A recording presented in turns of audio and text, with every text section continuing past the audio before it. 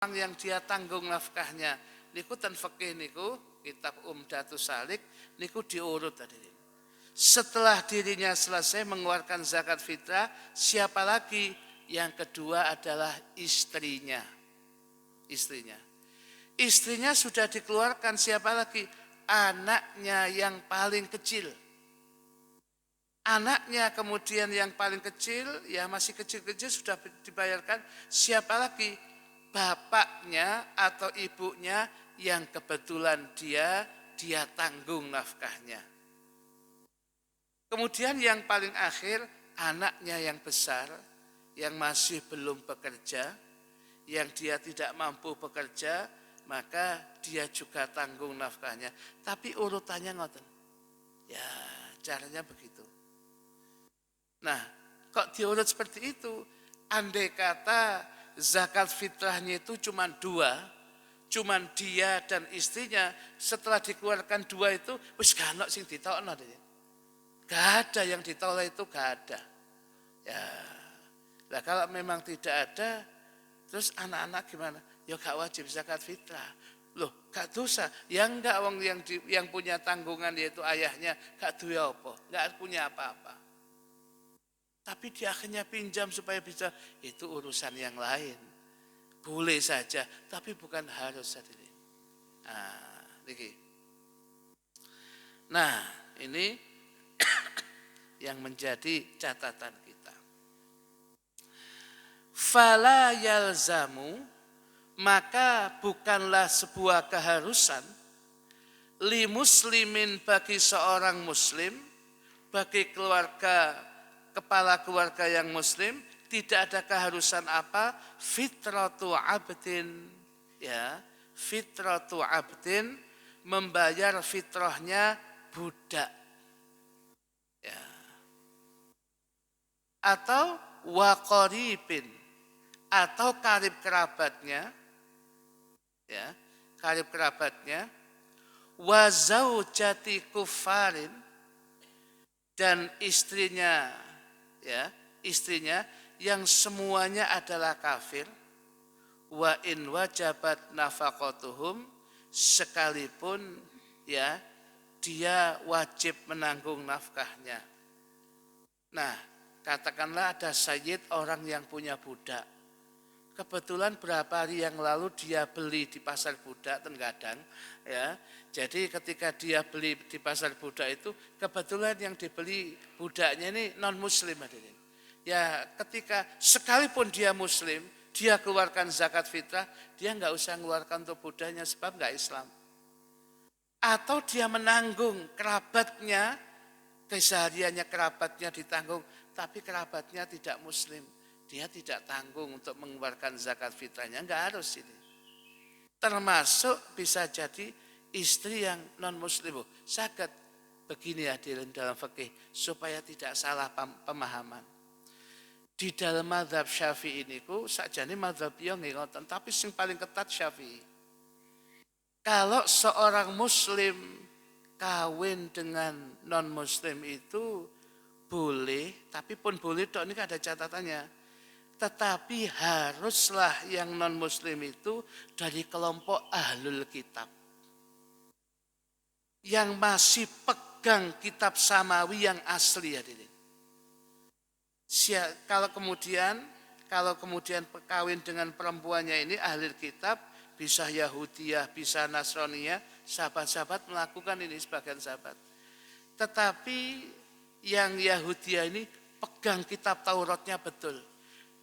Kitab Taurat yang qabla tahrif belum diubah. Jadi isinya memang agama samawi. Dan komunitas begitu itu masih ada sekalipun kecil.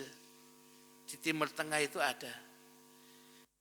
Atau kemudian dengan Nasraniyah, kawin dengan orang dengan orang Nasrani, perempuan, harus perempuan ya. Kalau dibalik perempuannya muslim, lakinya non muslim, itu nggak boleh. Ini yang laki-laki, perempuannya muslim, yang non muslim. Laki-lakinya muslim dengan Nasraniyah, tapi yang asli, kakek-kakeknya itu sampai kepada Hawariyin, anak buahnya Nabi Isa. Dia pegang betul kitab Injil yang sebelum ditahrif. sebelum diubah. Lah itu boleh.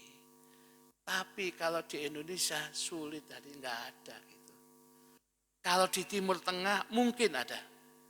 Ya, seperti dulu Yasir Arafat itu kawin dengan ya Nasraniyah yang masih asli, pegang kitab Injilnya. Ada komunitas begitu itu di Palestina, di Timur Tengah mungkin masih ada. Ya, tetapi kalau ten Indonesia mboten wonten. Ya, mboten asal. Ini ahli kitab Nasrani. Lah tapi kok tekok pada, tekok wajah. Ya wis gak mungkin nyambung nang mereka mboten mungkin hadirin. Ya, begitu itu tidak boleh. Makanya kawin begini ini otomatis langsung fasakh, rusak nikahnya. Ya, catatan dalam mazhab Syafi'i seperti itu. Tapi saya katakan jangan berhenti nanti dikatakan saya boleh kawin dengan non-muslim. Sulit kalau di sini. Ya, kalau di sini sulit yang itu. Lah ini kok Jamal Mirdad loh, Jamal Mirdad itu menurut kita ya nggak sah itu. Ya, terus ya nggak sah bendina fasa ya zina bagi kita. Nah, jadi catatannya seperti itu. Kemudian wa idza dan apabila wajabatil fitratu dia sudah diwajibkan bayar zakat fitrah ala syakhsin bagi seseorang, maka berapa yang dia keluarkan setelah dia harus membayar zakat fitrah, berapa yang harus dia keluarkan fayukhriju, maka dia mengeluarkan zakat fitrah itu so'an, satu so', nanti saya jelaskan, min quti balatihi, dari makanan pokok di negerinya, ingkana baladian, apabila berupa negeri. Jadi berapa yang dikeluarkan zakat fitrahnya? Satu sok. Nah, satu sok itu berapa? Nah, karena kata sok niku ukuran hadirin. Sok niku ukuran bukan timbangan. Kata setawe dewi niki sak kaleng, ya, sak omplong. Lho itu ngoten iki. Jadi bukan on-onan timbangan kiloan boten. Maka sehingga kadang-kala ada ukuran yang berbeda. Tetapi menurut sebagian kitab, dalam kitab At-Tadhhib fi Adillati Matinil Ghayah wa Takrib, yang namanya satu sok itu sama dengan 2.400 gram. Dibulatkan 2.500 gram, kita menyebutnya 2,5 kilo. Kita menyebutnya 2,5 kilo. Ya, dados menawi wonten sing zakat fitrah 2,5 kilo, memang ada kitabnya. Gitu. Tetapi ada penelitian yang lain dulu hadirin. Ya, ada yang namanya Al-Maghfurlah Kiai Haji Muhammad Maksum bin Ali Kuwaron Jombang. Beliau niku menantu Hadratus Syekh Mbah Hasyim Asy'ari, Pondok Pesantren Tebu Ireng. Mbah Kiai Maksum bin Ali niku lama ngaji di Masjidil Haram di Mekah. Kemudian melanjutkan ngaji lagi di Tebu Ireng, akhirnya dipek menantu Mbah Hasyim Asy'ari. Orangnya memang jenius. Nah, dia punya kitab kecil, yang kitabnya kecil ini dikaji banyak ulama. Ya, sampai suatu ketika kitab-kitab seperti yang kecil begini dikaji ulama ngeten iki, ya, saya pernah didatangi seseorang yang sedang studi S2 di Malaysia. Ya, dia menanyakan saya, apakah punya karangan Syekh Muhammad Maksum bin Ali? Apakah punya karangan Syekh Muhammad Mukhtar At-Tarid Al-Bogori, Bogor hadirin, yang semuanya pengajar Masjidil Haram atau alumni sana? Ya saya katakan saya punya beberapa. Wah, dia katanya penting ini untuk kajian tesisnya itu, S2-nya itu di Malaysia waktu itu. Nah, ternyata ulama-ulama kita itu gaungnya sampai luar negeri. Dan kitab dia menciptakan satu kitab tentang hitungan-hitungan itu, namanya kitab Fathul Qadir fi Ajaibil Maqadir. Ini kitabnya kecil, tapi sampai dikaji di Fatoni. Fatoni itu bahasa Thailand, Patani, Thailand Selatan. Ya, Thailand Selatan. Ya, ini ada satu kisah. Ya, satu ketika ada seseorang itu yang mencari, kok ada suara waktu kita ngaji di guru kita Habib Soleh di Malang itu, kok ada seseorang jubahan pakai kemudian sepatunya sepatu boot yang tinggi itu. Ya, lek awake dhewe ngarani kok jamaah tabligh ngoten. Ya, begitu setelah Habib masuk ke dalam, orang itu tanya, kok seperti suara yang pernah saya kenal di Mekah ini. Ya, siapa yang ngajar? Oh, guru kami Habib Soleh bin Habib Ahmad Ridus. Sepertinya kenal. Ya. Begitu keluar, dia langsung kenal, loh Habib Soleh, loh Syekh gitu. Kemudian memang kenal. Temannya beliau ternyata di Mekah sama-sama ngaji di Abu Ya Sayyid Muhammad Alawi Al-Maliki. Loh, kok sampai di Malang ini? Oh, ceritanya panjang, Beb. Saya di Mekah itu kemudian dia ternyata orang Thailand. Orang Thailand, orang Patani, Thailand Selatan. Dia lama kemudian di sana, ya. Akhirnya kemudian dia kawin, hadirin. Kawin dengan orang sana, bukan kawin dengan TKI yang di sana. Ya, ternyata TKI-nya itu omai sawaan. Waduh, atau hadirin mau teko Thailand Selatan konek sawaan. Loh, makanya saya tadi dari sini jalan-jalan kok dengar suaranya antum, ingat di Mekah. Kok suara yang enggak aneh di suaranya itu. Ternyata antum ya, Bibi ya. Nah, niku dan Thailand Selatan Patani itu memang mayoritas Muslim itu. Ya, jadi dia kawin dapat orang Madura tapi tekok sawaan. Wah, tekok Madura niku masya Allah segala tempat tadi. Ya, sawit dewi ke segalanya luar biasa.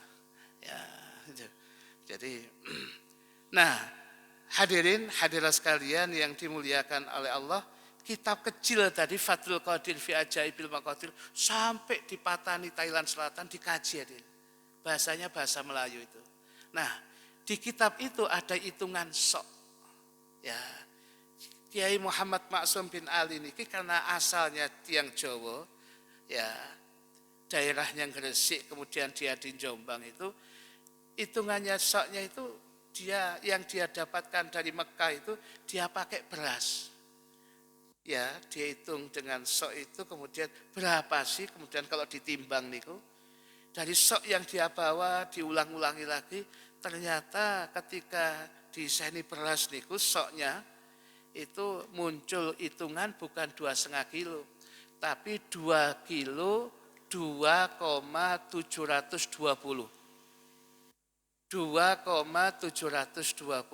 kilo. Jadi artinya 3 kilo kurang seperempat. Maka kiai-kiai tertentu lebih hati-hati nih kiai.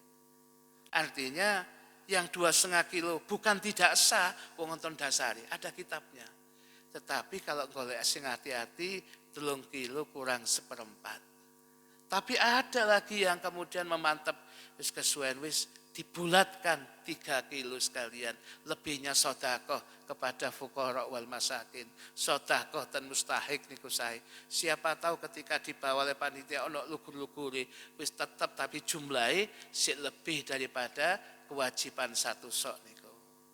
Jadi wonten hitungan sing 2,5 kilo, wonten hitungan sing 3 kilo kurang seperempat, ada yang 3 kilo sedanten iki wonten keterangan kitabe. Yang 2,5 kilo sah memang ada keterangan kitabnya. 3 kilo kurang seperempat niki sing hati-hati. Niki nggih wonten dasar kitabe. Sing 3 kilo niku ditambahi pisan cek daripada kalau 3 kilo kurang seperempat kok kurang sekalian sudah 3 kilo. Lek jenengan tanglet kula, kita yang mana Ustaz? lil ihtiyat, kehati-hatian, ya pakai yang 3 kilo kurang seperempat atau yang 3 kilo. Tapi saya tetap 2,5 kilo dari guru saya, mboten napa-napa niku wonten kitabe. Tapi lek ihtiyat hati-hati, yang 3 kilo kurang seperempat, yang 3 kilo sae. Terus ngeten hadirin. Kalau ada yang zakat 2 kilo setengah, resane pun niku nggih wonten kitabe. Tapi bagi kita yang sudah ngaji, oh jadi ono beda-beda. Tergantung yang masuk kan. Lek kurma, gandum, beras, bisa jadi ketika ditimbang beda hadirin memang. Nah oleh karena itu ketika lebih hati-hati, 3 kilo kurang seperempat atau yang sekaligus 3 kilo. Tanpa harus mengatakan yang 2,5 kilo tidak sah. Sebab wonten kitab hadirin. Ada kita. Pun niku supaya jelas. Ya, jadi jangan dipertentangkan lagi. Sing bener piro Ustaz? 1,5 kilo, 2 kilo setengah, apa 3 kilo kurang seperempat. Sing bener sing ndi? Lah sama teng zakat. Gak zakat carane kok. Ngledek wong gak teng zakat mek takon tok.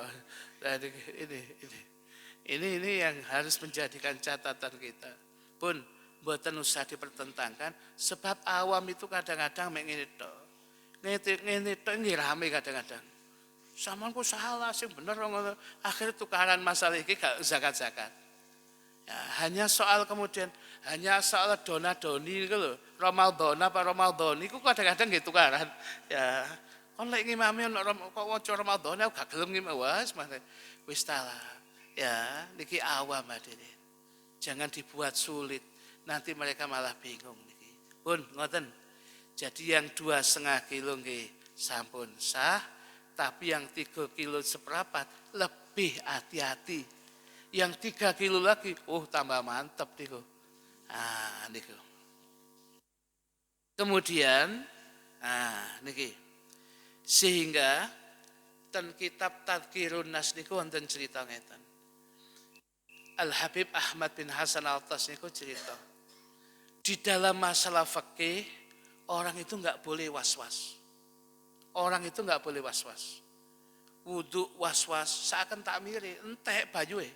Ya, bolak-balik ngiseni. Kuras, waduh gak cocok wudu'e. Ya. Ketika sholat was-was, waduh seakan jamak sebelah kanan nih. Allah Usman. Usul iki sampai keliru Usman barang wis apa iki? Allah.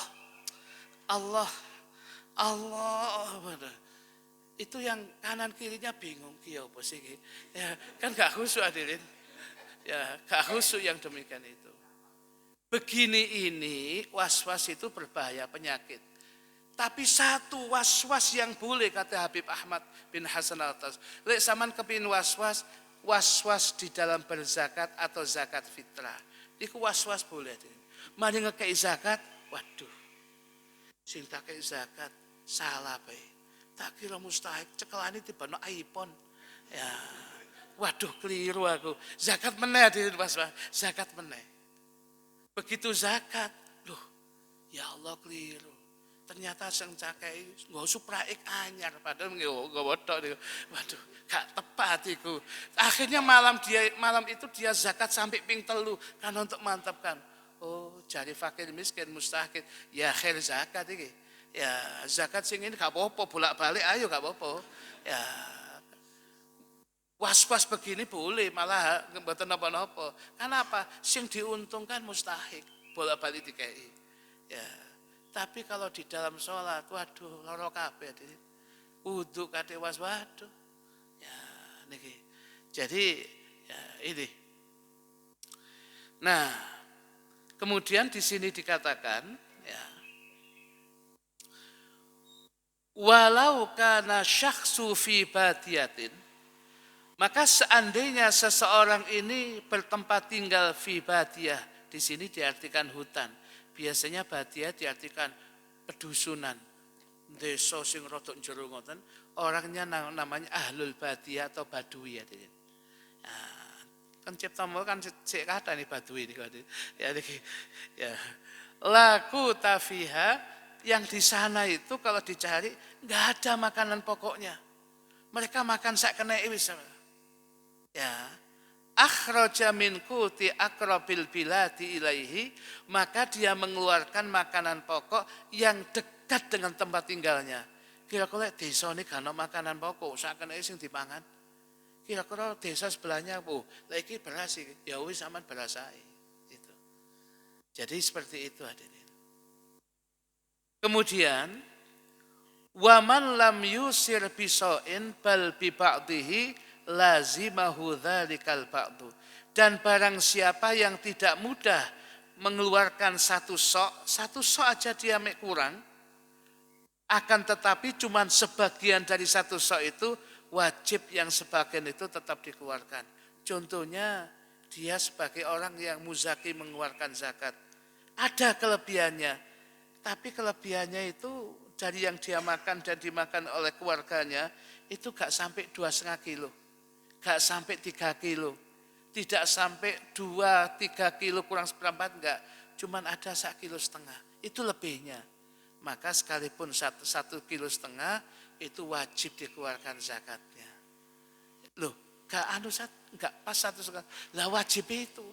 Kalau dia tidak mengeluarkan, ya tetap dosa. Wong ada kelebihan kok tidak mengeluarkan zakat fitrah.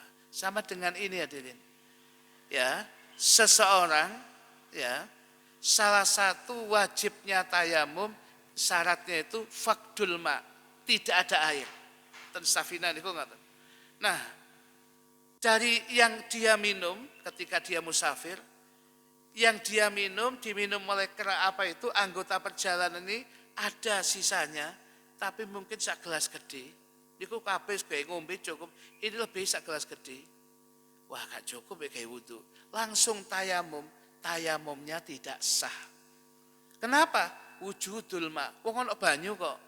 Loh, tapi kan enggak selesai. Loh, soal enggak selesai itu yang kedua. Sing pasti pakai dulu. Akhirnya cuman ya sak gelas gede didamel. Hanya wajahnya saja. Setelah wajah tangan kanan mau tangan kiri entek. Berarti kan fakdul mak tidak ada air, baru beralih ke tayamum. Ngoten hadirin pakai itu. Gak diputusi, gak cukup iki gak iso. Lu gawian sih. Ini wujudul mak kok ada air kok, sekalipun kurang pakai dulu. Ada beras tapi gak 2,5 kilo, 1,5 kilo. Yo ketokno masih 1,5 kilo. Jadi kalau panitia kemudian nanti mendapatkan ono wong zakat, loh kok 1,5 kilo? Ono iku cak, ya wis trimo hadirin. Ojo gak iso sampean iki opo sih? Lho ngoten fikirannya ono iku hadirin. Bukan dia enggak membayar yang lebih, adanya itu. Ya sudah, soal benar dan tidaknya omongan bainahu wa bainallah. Antara dia dengan Allah. Urusan dia. Ya, niki. Jadi caranya seperti itu hadirin. Nah, niki terakhir wa qadruhu aisa khamsatu artalin wa thuluthun bil iraqi. Niku sudah ini hitungan-hitungan retail Irak ya. Kita napa niku bagi kita sudah mboten usah terlalu panjang karena jarang, tapi kita tadi sudah tahu satu sok itu ada yang istilahnya 2,5 kilo, ada yang pakai 3 kilo kurang seperempat. Malahan ada yang pakai 3 kilo dilebihi. Mana yang dipilih monggo mawon. Tapi lek kula menyarankan pakai yang 3 kilo kurang seperempat atau yang 3 kilo. Tanpa harus mengatakan yang 2,5 kilo tidak sah mboten. Tetap sah sebab wonten dasari. Hanya ikhtiar kehati-hatian njukuk sing lebih banyak. Sementara itu hadirin, insyaallah fasal ke depan berkaitan dengan siapa yang wajib untuk menerima zakat. Kita buka pertanyaan hadirin. Dari yang bertanya, monggo dipersilakan. Ingkang tanggal. Nggih, depan. Monggo Mas.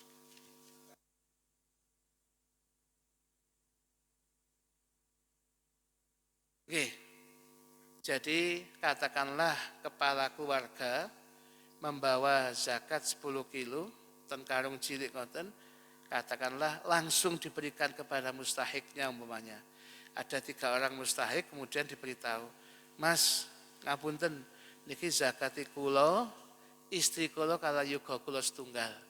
Niki kula mboten bagi wonten 10 kilo pun kula niati niki zakat saya, zakat fitrah saya, zakat fitrah untuk istri saya, zakat fitrah putra saya yang kecil pun untuk jenengan. Apakah boleh? Boleh. Tidak harus dipisah-pisah 3 kiloan, mboten. Tapi dia ketika menyerahkan menjelaskan.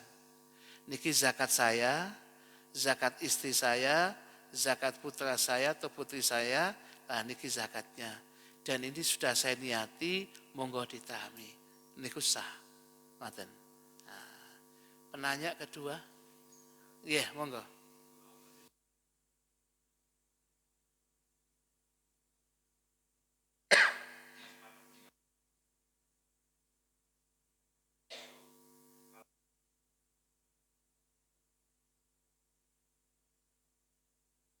Nggih.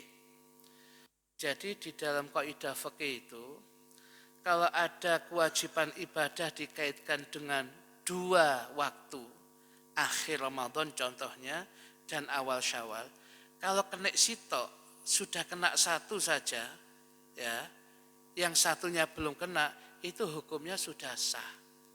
Nanti jatuhnya nanti ada yang jawas, yang boleh, yang sunnah, itu. Tetapi kemudian kalau berkaitan dengan wajibnya itu harus 2 waktu. Sehingga kalau kemudian dia zakat fitrahnya bukan pas malam riyaya tapi likuran, malam 21, malam 22. Niki napa sah zakat fitrah? Zakat fitrahnya sah. Begitu sudah wujud Ramadannya sudah ada, jangankan malam 21, ya.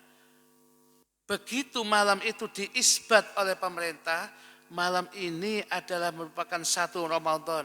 Mantun traweh pertama dia ngetok no zakat fitrah, itu boleh hadirin.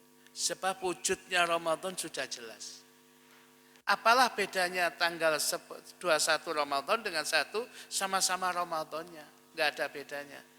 Berarti wujudnya Ramadan sudah yakin, sekalipun yang 1 belum wujud yaitu awal Syawal untuk menjadikan wajib, tapi kebolehannya sudah.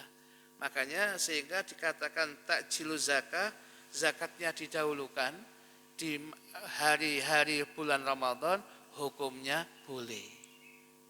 Ya, hukumnya boleh. Cuman begini, itu catatannya gini. Zakatnya kemudian diberikan kepada tanggal-tanggalnya 21, 22. Diterima oleh mustahik. Sudah diterima. Kemudian orang yang berzakat ini gak sampai riyoyo mati hadirin. Wafat. Maka kata fikih zakat itu tadi berarti gak zakat itu. Lah apa? Ya berupa, jadi belum zakat. Berarti itu haknya ke ahli waris. Maka mustahik harus tanya lagi, ya apa ini? Berarti tak dang loh ini.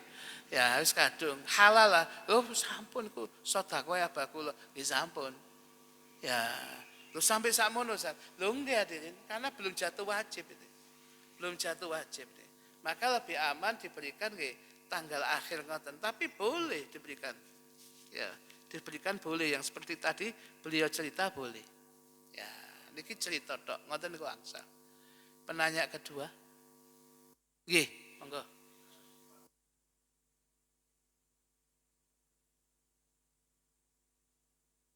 Ya. Pertanyaan yang bagus. Apakah ketika dia menyerahkan zakat itu dia harus mengatakan ini zakat saya? Iya. Harus mengatakan ini. Mengatakan ini adalah zakat saya, itu ibaratnya itu seperti niatnya dia. Harus itu hadirin. Jadi niki zakat kula. Ya, engko mau dikai beras mau trimo dikira zakat. Tibanya nyaur utangi berupa beras. Sing jelas gitu. Ya, jadi apakah harus iya? Karena berkaitan dengan harta benda harus ada qobat serah terima. Sing jelasnya apa? Ya, jelasnya apa? Ya, zakat fitrah. Ya sampaikan itu zakat fitrah. Niki zakat fitrah kula nggih, nggih kula terami. Ya sudah. Itu. Harus sudah iya. Ya, kepada ketika Anda tidak langsung menyerahkan kepada mustahik kepada wakil panitia, ya dipesan nih, Mas, niki zakat kula nggih, jangan suka akan mustahik. Nggih Mas, amanat. Insyaallah kula suka akan mustahik.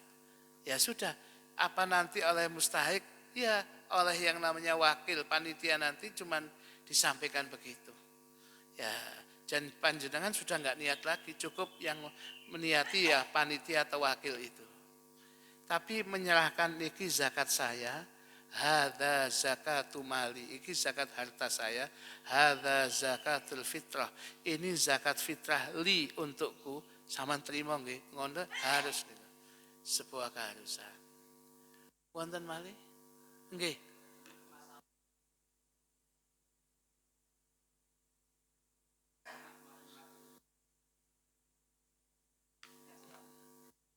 Enggak Ji, jadi kalau memang kemudian yang 5 kilo itu kemasannya memang kurang, ya khawatir kurang, idealnya jangan kurang kalau zakat itu. Ya ditimbang lagi.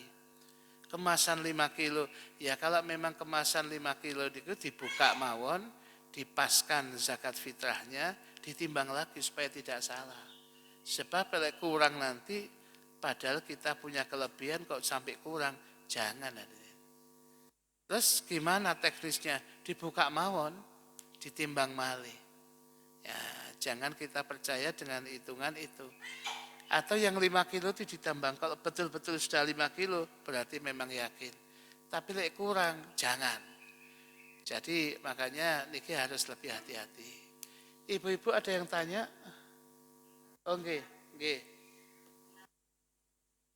Nggih, Mbok. Mboten napa-napa kula terima menawi niki.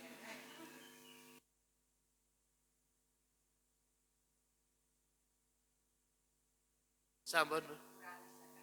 Oke. Beliau bertanya, ya, kalau beliau memiliki emas, kalau kinten beliau emasnya juga banyak di rumah. Ya, jadi kalau kemudian beliau punya emas itu apakah dipakai? Memang namanya dipakai itu oleh perempuan, apakah kemudian wajib bayar zakat emas? Jawabannya mboten, Bu. Tidak wajib bayar zakat. Zakat emas tidak wajib. Kenapa? Dipakai adik. Al-huliyil mubah, perhiasan yang mubah yang dipakai oleh perempuan, berarti tidak untuk diinvestasikan. Berarti dia dipakai, ya, itu berarti tidak ada zakat malnya ketika dipakai itu. Ya, kadang-kadang dipakai pun lebih koncon itu kayak KW. Gak kaget aku, pasar gede akeh kok ngono. Ya, ya, begini. Kalau berarti begini, kalau memang sudah tidak ada zakat emas, boten zakat, Bu. Andai kata saya nyimpen, Ustaz, bentuknya perhiasan nggak saya pakai, tapi saya simpan sebagai investasi. Lah kalau sudah investasi, niku nantinya ada nisab dan haul. Haulnya berarti dari pembelian itu dikumpulkan sudah 1 tahun. Makanya ten haul niku nggih 1 tahun niku. Nah, itu. Kemudian nisabnya kalau emas ini ada yang memberikan catatan 82 gram, Bu. Atau ada yang memberikan catatan 96 gram. Tapi ulama mengatakan pakai yang ukuran kecil. Supaya apa? Ndang zakat. Enggak guys sing 96 ya gak zakat sih suwe itu. Ya, segera supaya mengeluarkan zakat malnya. Tapi kalau diinvestasikan, disimpan. Ya, kalau kemudian dipakai dan tidak ada 82 gram, mulai perawan sampai anak pitu kayak biyen ya 2 gram, ya sudah gak usah ngomong zakat.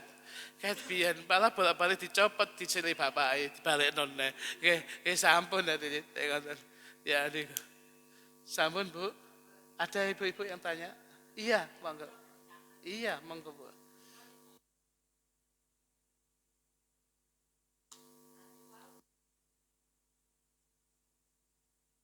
Diulangi malih, diulangi kula jenenge. Nggih.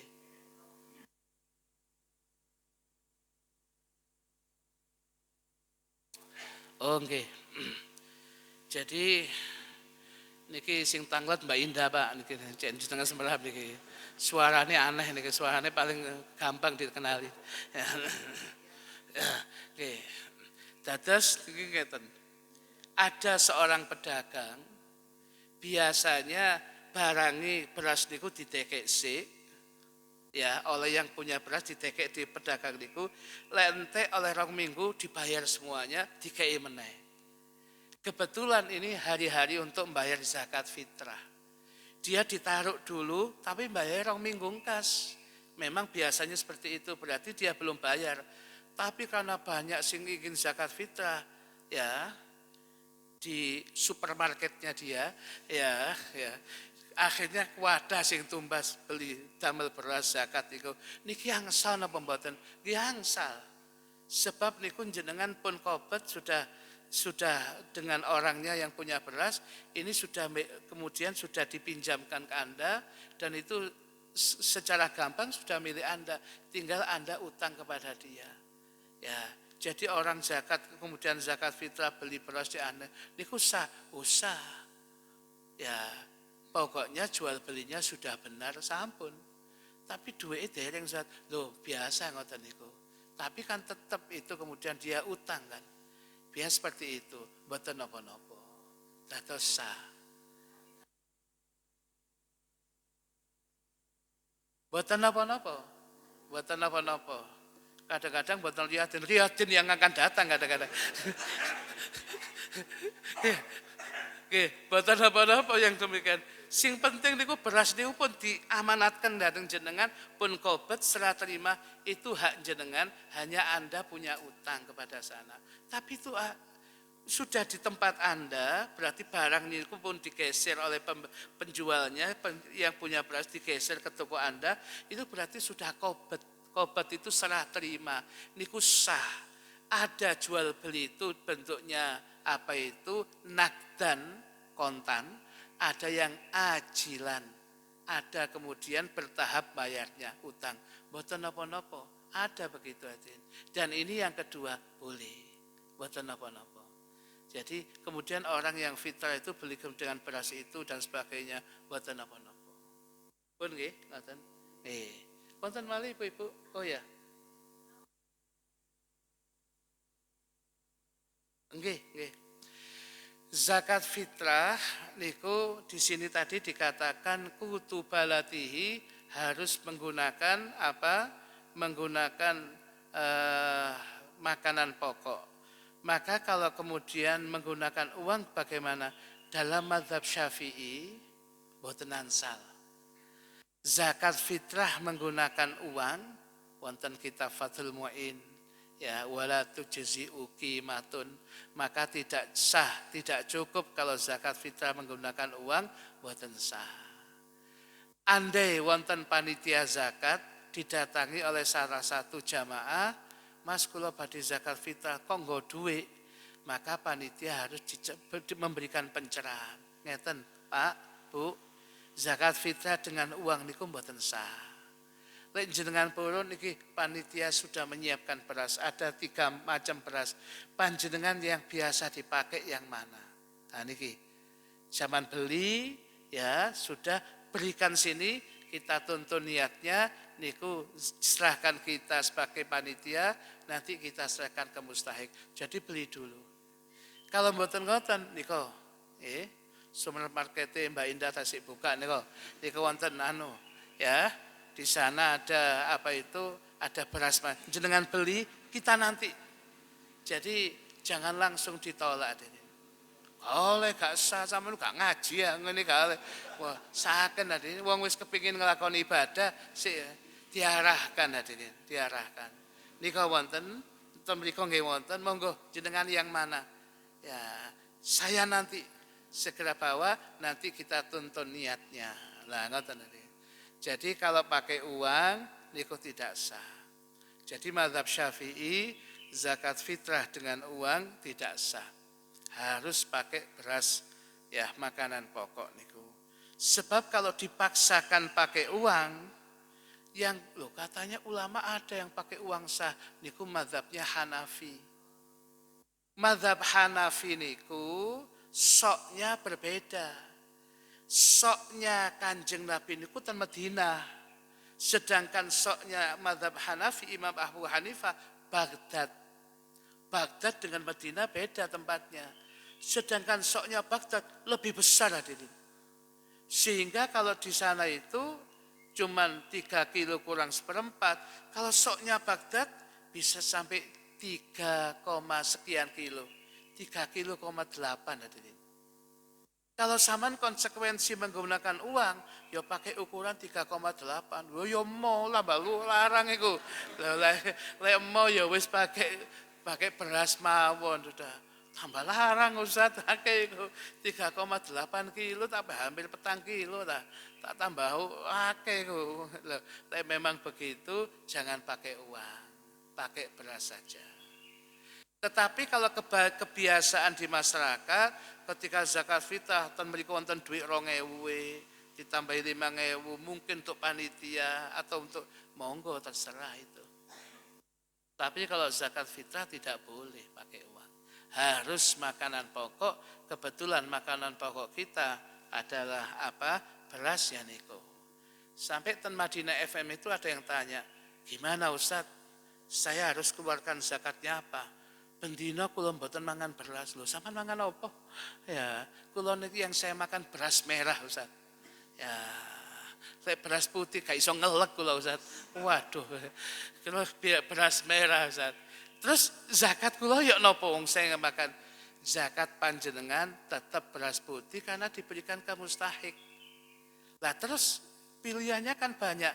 Cari kalau boleh yang paling mahal itu lebih bagus untuk menyenangkan fuqara wal masakin. Atau kalau standar jenengan niku senengane niku nggih pun katakanlah mentari. Tapi jenengan di atasnya mentari capiala ngoten lebih bagus supaya apa? Menyenangkan mustahik. Nah, jadi caranya seperti itu. Sampun, ada yang mau tanya lagi, ibu-ibu? Pun, bapak-bapak wonten? Oke. Sik niku mriku, Mas nggih.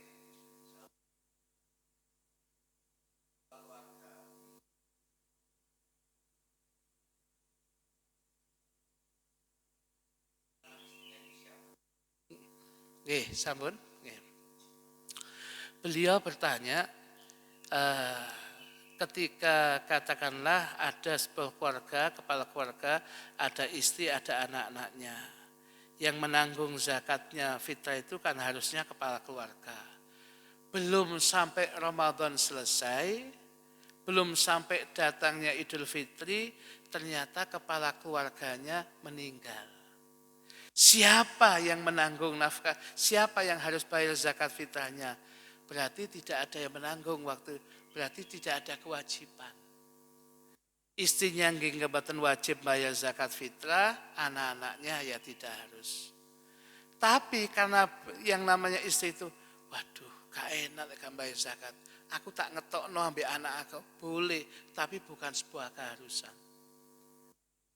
Cek posoku mantep, posoku sempurna sudah. Saya tetap akan mengeluarkan zakat fitrah untuk saya dan anak-anak saya sudah saya keluarkan. Nggih mboten napa-napa. Tapi kalau dicari keharusan, mboten ada keharusan. Sebab yang menanggung nafkahnya tidak ada, meninggal. Itu.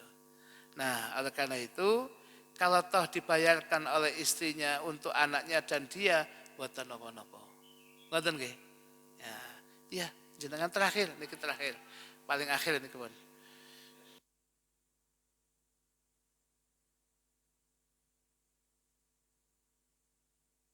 Nggih. Jadi beliau ini katakanlah ada si A. Si A, bukan contohnya beliau. Ada si A ini katakanlah dia mustahik. Ya, mustahik. Dia menerima zakat. Malam itu dia dapat zakat banyak karena memang dia mustahik. Kebetulan orang baik, banyak disukai orang. Dari yang banyak itu dia, poso korek, cek mantep, tak ngetokno zakat bisa naik. Sebenarnya dari kategorinya dia tidak wajib zakat fitrah. Tapi dia keluarkan zakat fitrahnya supaya apa? Supaya kemudian untuk memantapkan saja. boleh enggak mengambil dari zakat yang tadi itu dan dia keluarkan? Jawabannya boleh. Sebab zakat fitrah dari muzaki kepada mustahik begitu dikobet, kobet itu serah terima, diserah terima oleh mustahik, berarti sudah hak milik pribadi mustahik. Dari mustahik sudah diterima, mau dijual, boleh, padahal zakat gak boleh dijual. Tapi karena sudah jatuh kepada mustahik jadi hak milik pribadi, ya boleh hadirin. Kemudian sebab saking saya ini mustahik, dia orang yang manfaat. Biasa buka langgar dan nutup langgar, sing seneng kuata hadirin. Ya, dan dia di tengah masyarakat itu manfaatnya kada. Wata sing zakat, ono bengi oleh 1 ton hadirin. Ya niki. Lah gak mungkin dipangan kabeh, tak dolai sebagian. Loh boleh, wong itu sudah dikobet kok setelah terima. Loh, sampean kok ngedol barang zakat loh? Duduk ngedol barang zakat, ngedol pribadiku dhewe. Weku iki san, sebab sudah serah terima. Tadi sore memang milik muzaki, tapi begitu serahkan saya milik pribadi saya. Kalau kemudian dijual, kemudian setelah diserah terima ke mustahik itu, kemudian oleh dia diberikan kepada orang lain, digunakan zakat, nih monggo mawon, terserah buatan apa-apa. Pun nggih hadirin, lek dilanjut jampi itu nih hadirin, pun cukup niki, gak mulang kula niki. Bismillahirrahmanirrahim. Alhamdulillahirabbil alamin. Allahumma shalli wa sallim ala sayyidina Muhammadin wa ala alihi wa sahbihi ajma'in. Allahumma aqsim lana min khasyatika ma tahulu bihi bainana wa baina ma'siyatik wa min ta'atika ma tuballighuna bihi jannatak wa min al-yaqini ma tuhawwinu bihi alaina masa'ibad dunya ومتعنا بأسمائنا وأبصارنا وقواتنا ما أحييتنا واجعله الوارث منا واجعل ثأرنا على من ظلمنا وانصرنا على من عادانا ولا تجعل مصيبتنا في ديننا ولا تجعل الدنيا أكبر همنا ولا مبلغ علمنا ولا تسلط علينا من لا يرحمنا وحسبنا الله ونعم الوكيل ولا حول ولا قوة إلا بالله العلي العظيم وصلى الله على سيدنا محمد النبي الأمي وعلى آله وصحبه وسلم والحمد لله رب العالمين. الفاتحة.